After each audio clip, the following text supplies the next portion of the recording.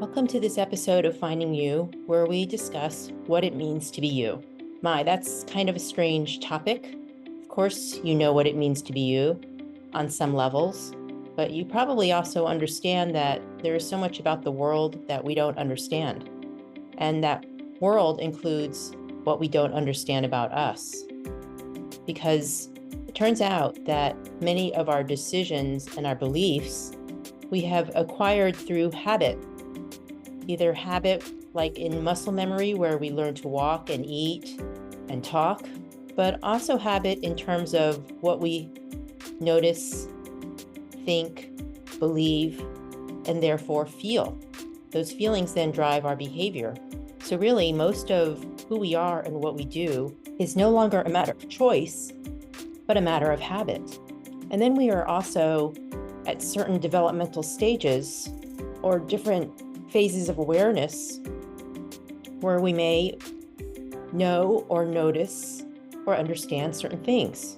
So for example, if I'm a financial expert, then I would know a lot about money and money management and the ways you can invest money and where you could lose money. And so I might notice that my bank account is not performing properly, or I might realize that I'm missing out on a tax deduction. Whereas somebody who is not financially oriented or educated or trained or has an affinity for such subjects are just going to miss a whole lot when it comes to their money.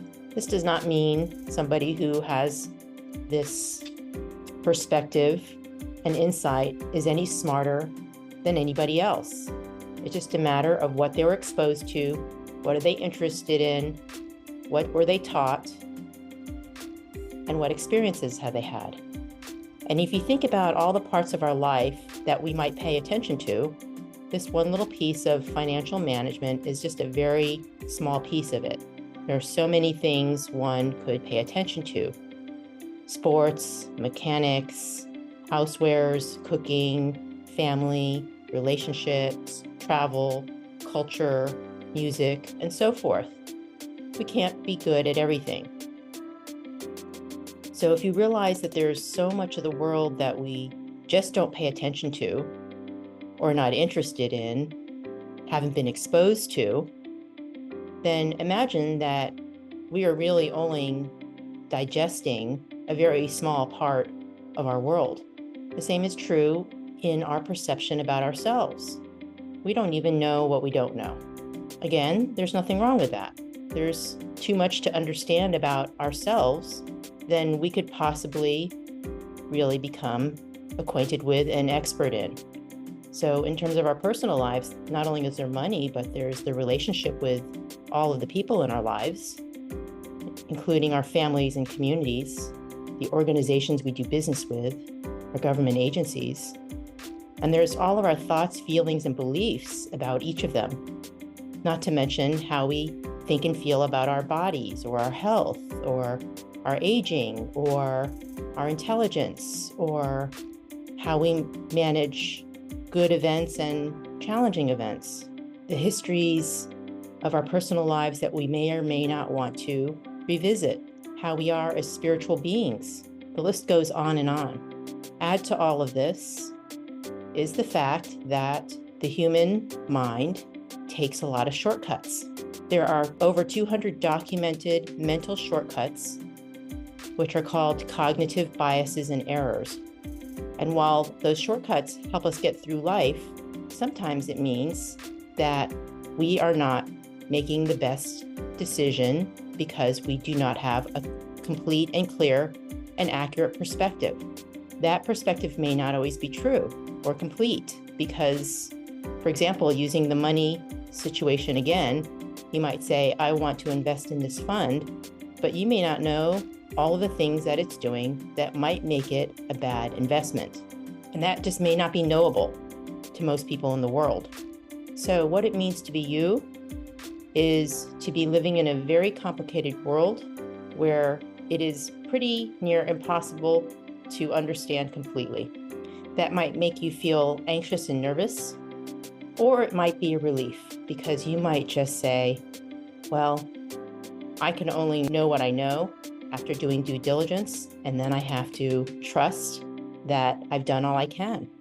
And a little bit of surrender to the complexity and the nature of the world and universe being unknowable on many levels is a very healthy practice, especially when it is balanced by doing your best to gather information and slow down and make deliberative decisions about things that matter the most. And the things that you don't have any control over, that you just let them go. So what it means to be you is to be a human living in a complicated world where the best possible strategy is to know what you can control and what you can't, and to focus on the things that you can control, or at least where you can put effort into making better decisions, and to understanding that everything else you just have to let go of and trust in yourself to work through whatever comes your way, whether it be positive or negative. And as you're doing that, to have faith that what will come out in the end is more likely to be positive than negative. Because if you're not worrying, then you're going to enjoy and relax much more than if you worried all the time. And all that worry creates physical hardship and illness. So it becomes a self-fulfilling prophecy.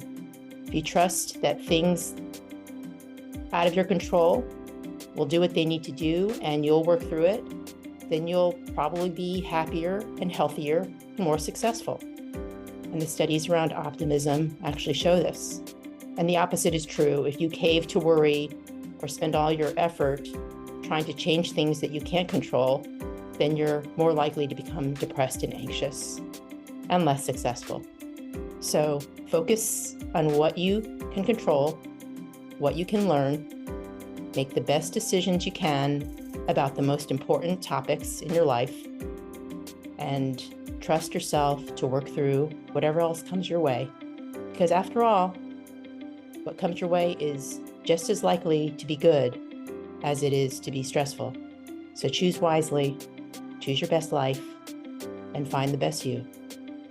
Thank you for listening. In our next episode, we're going to focus on how you can become the more perfect version of you.